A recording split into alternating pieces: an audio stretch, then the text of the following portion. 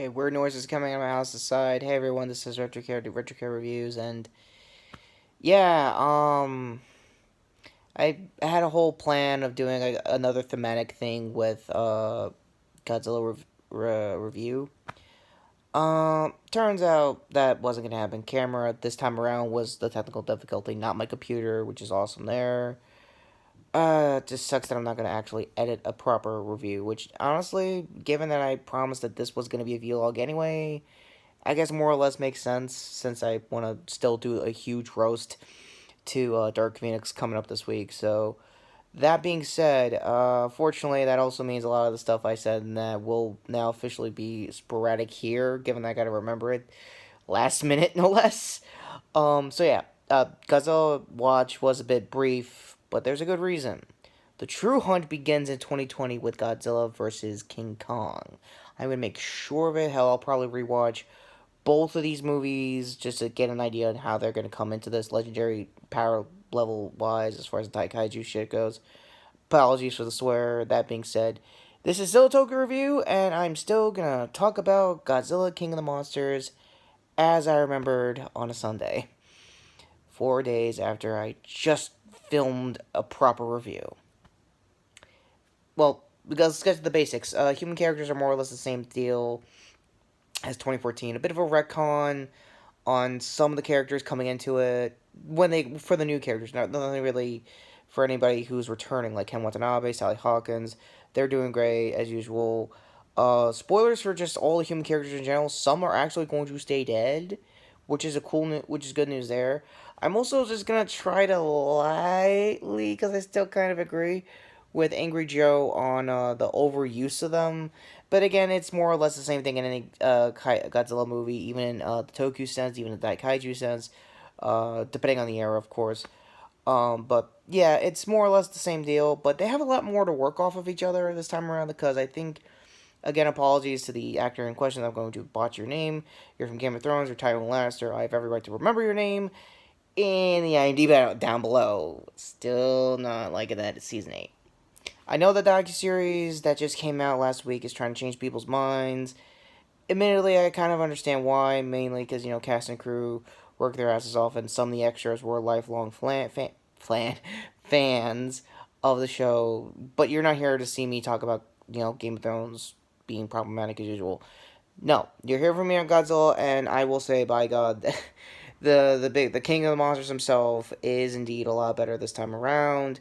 I think they trimmed down, I think CG wise, on some of the lake work. I think Mac Muscle said in his personal review, card to that. Uh, Design wise, it's more or less the same as you saw in 2014, just a little bit upgraded, which I'll get to. Hopefully, not sporadicing the spoilers. That for once, weirdly enough, for once in the when I was doing a proper review that got cut out because of the camera, I actually was legit on point with plot until now. So here's the deal. It's mostly family center focus on most of the main hero side of the human characters. Tywin is basically an eco-terrorist kind of thing that may or may not have been one of the major reasons why we have King Ghidorah or Ghidra. Again, let me know in the comments if which one of the pronunciations I got wrong. Is Ghidorah the dub version that we call it here in the States, or is it Ghidra, the Toku side in Japan? I want to make sure on which, because I know Gojira is Japan for Godzilla. Godzilla, obviously, here in the States, same deal. I understand. I just want to make sure for all monsters in this movie. Because you get a lot than what they kind of sold. They sold 17, but you got 4. But since we're going by, trying to be better than 98's movie, that's still a lot better than 98's movie by a huge margin. You got Rodin, you got Mothra, you got Ghidorah, like I said earlier, that were all splayed out for the posters. And I think Jeremy Johns said it best. There were a lot of shots here that are like wallpaper art, like fodder, like Godzilla doing his like his. I know. I wish I had my Godzilla figure. I tried to explain that even in the non-spoiler section. To do his upper, you see in the trailers his atomic breath straight up. It is definitely poster art heavy. Ghidorah himself had like a fight with Rodan. I think coming into the second or third act. I'm pretty sure the second act at Mexico City, and basically tore ass. And when he was done with the fight, he standed up on the lava top, next to, I think, Brazil. I don't know if it was Brazil. I'm pretty sure it's Mexico City's cross for their local Catholic churches, saying, "Yeah, God, what are you gonna do? I'm in your house and I wrecked your shit." And another thing I wish I could explain more in the spoiler section was that most of the monster fights were basically stuff out of like WWE. Like everyone came in with like a promo with the roars and stuff. It was really cool. Um, I mean, that's how I've been seeing it. Human plot, like everyone basically said, even Joe, is just exposition dump heavy, and unfortunately, I do lightly agree with him on that. I will also, this is the part where, like I said, I'm trying to lightly disagree with him because I really do I like Angry Joe regardless in his review. I just realized I left McDonald's on. Guess it wouldn't be a vlog without me having some food on me. That being said, yeah, it is a little overused. Most of it is not Aaron Sorkin, social network kind of like exposition dumping. It's a bit of like a breakneck pace kind of situation, which is kind of, I think, a lot of other reviewers. I don't know his name. I think it's Chris Stuckman who said it best. They had 5 years to work on the script, and this is the best they could do with it. Again, human characters in general in Godzilla movies don't really have a huge, like wow factor. I get it, but not again. When I was watching it, it wasn't as bad. Even coming after it a couple days later, it's still not bad. I mean, there are clearly way worse. Godzilla's that overly dumped the exposition. I mean, you go to the show era with the Smog Monster movie. That's dialogue heavy, all too political. Even as satire says, I think that was the explanation of the show era. Stuff aside, yeah, it's a big factor, but not a huge factor. And since I'm on mobile, I'm gonna have to cut that short because it's a lot to be desired. And if you guys want me to do a follow up video with anybody who has also seen King of the Monsters, let me know in the comments. Honestly, I would love to do that. That being said, let's just jump into all the fights because this is where the sporadic spoilers part comes in. Godzilla takes an L. Most of the human characters take an L. Sally Hawkins is, I guess, supporting character of Ken Watanabe's Serizawa. She died way early on when in Ghidorah's big first fight with Godzilla, and Godzilla was coming in all pumped up, like, "Yeah, let's go, bro, let's go!" And he was roaring, like I said, comparing it to like WWE promos. It's like if Dean Ambrose, now John Moxley, AE Dub, was coming in going, "Yeah," or like he was all hyped up until Ghidorah kind of started beating his ass. And I forgot to mention this even in both parts of my original review that sadly I can't, edit together because it's camera. I can't camera, honestly. Sometimes I can't camera, sometimes I can camera for my channel. Technical stuff aside, all three Ghidorah heads are without a doubt present. The CG on just them in general, looking more, I want to say, traditional Toho with a bit of the 2014, CG flair. It's very nice. Same for all the monster designs. Godzilla got a huge upgrade. Mothra looks great. I think, again, I also said this in the non-spoiler section, the original footage. I don't know if she has like a spike upgrade. Because I know Mothra as the mother of all monsters. She's a queen of the monsters, and now the Toku sense. And she does good. She does a lot of cool favors over Godzilla when we get back into the spoilers. But I never knew if she had like a spike attack. I don't know if it was the same case in the original footage or the Toho movies. Again, I could be totally wrong. Let me know in the comments. Because that came in handy when she was fighting Rodin later on in the plot by the end. It was really awesome. Rodin is basically a gust of like tornadoes every time he flies down. And I know, and Ghidorah also said this, that everyone complained about like the monsters, I guess in Ghidorah and Rodin's case, when they come flying down, it's like having a natural disaster with them. In Ghidorah's case, it makes sense, sorta. I also see why they're comparing probably like Fantastic Four, Rise of the Silver Surfer, Smoke Monster kind of deal with Galactus of all things. I know I'm so pissed about that too, but I can see the explanation there.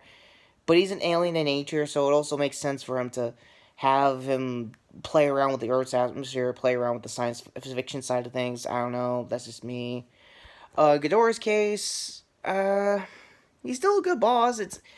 I know, again, please let me know in the comments if I'm getting either names wrong or right. But it's still the three of the monsters I'm talking about in question. And all three heads, like I said, argue with each other. They banter. I think one of their heads get ripped out and regenerates, which is pretty cool. Mr. Sunday Movies did all the Easter egg rundowns, which is actually helpful because there's no way I'm going to do every single Easter egg here. I'm pretty sure Gigan and a bunch of other old show era monsters showed up, and the Mutos, if you can believe it, from the 2014 movie. Card to my review if I could dig that up in time. That being said, Yeah, Mutos are here, and they're not trying to fuck over Godzilla. I think they learned their place, last time. Another thing with the Ghidorahs, they kind of, once they came in, they were trying to be dominant. They're trying to be the apex predator. I know, radio jokes aside. Basically, it's the kaiju equivalent of getting RKO'd in Godzilla's case. And he kind of died. Because, no joke, a lot of show era, references were dropping in pretty easily good. It didn't stick summon landing. I think the Toho theme stuck the landing flawlessly with Godzilla's Resurrection thanks to Mothra. Great use there. They had a remix of the Toho theme. I wish I had time to card that, but I'll definitely put it in the description if you guys want to listen to the soundtrack because it's really good. They kicked ass.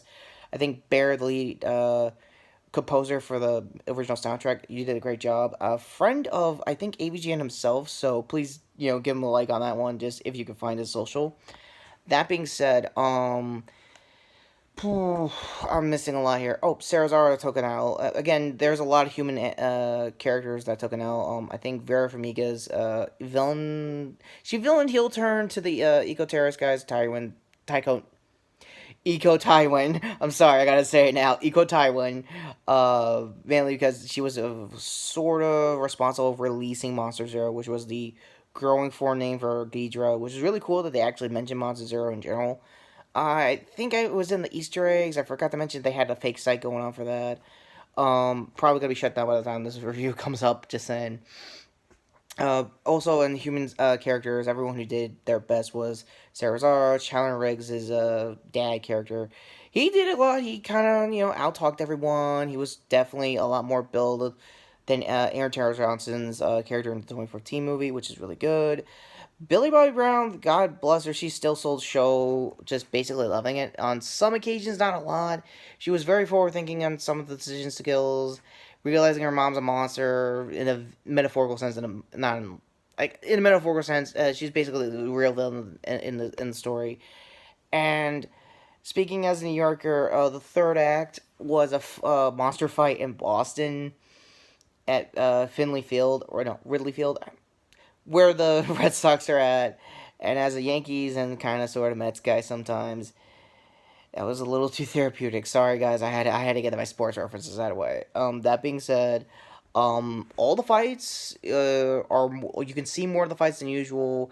Godzilla's fights with Ghidorah, obviously. The ones we didn't really get the most time is basically Rodin and Mothra. Makes sense because they just came into this fresh, so I could understand. And most of Mothra's scenes is getting grown into her final form. She did get cocooned most of the runtime, which makes sense. It's Mothra; she does cocoon into her final form in most of her movies. Makes sense. And yeah, surprisingly, my mobile is very forgiving. I'm gonna have to leave it there. Ultimately, this is a great movie. If you're just in it for the monster fights, you're getting a lot more than you did in the 2014 movie. I know Angry Joe mentioned most of them double downing on the human character side. Most of it I can agree with, not a whole lot. And when you get to the actual fights themselves, they are actually fun to watch. Um, yeah, and I know I'm also missing a bunch of character names and a bunch of actors. Last time I did that, I mentioned, I think the son of one of the guys in Straight Outta Compton. Yeah, apparently the legendary Monsterverse really loves using guys from Straight Outta Compton. I'm not stopping them. They're good, secondary characters. I'll give them that. Again, like I said, cast IMDb down below. A bunch of other links I might have also said, and social, like usual, end card finally coming up. This end here for the previous video, and this one here for my future review, or now, shall we say, roast, of Dark Phoenix. Because, yeah, the early reviews are coming in, and it ain't looking good, guys. It just really isn't. So, that all being said, apologies in advance for not having a proper review for this. I actually planned something out. I was thematicking it with the Robert Pattinson news being finally confirmed as Batman. Now, looking at it, I'm just going to have to do a full-blown Red Hood react to it. Long time since we did a Red Hood react to the channel, and the voice is a bit warmed up for it. So, that might happen. Like if you want to see it. Like on just the circumstances alone for this video. And as promised, it's still technically a vlog. I just wished it was a lot better. That said, take care, subscribe, and let's just get ready for that Dark Phoenix roast.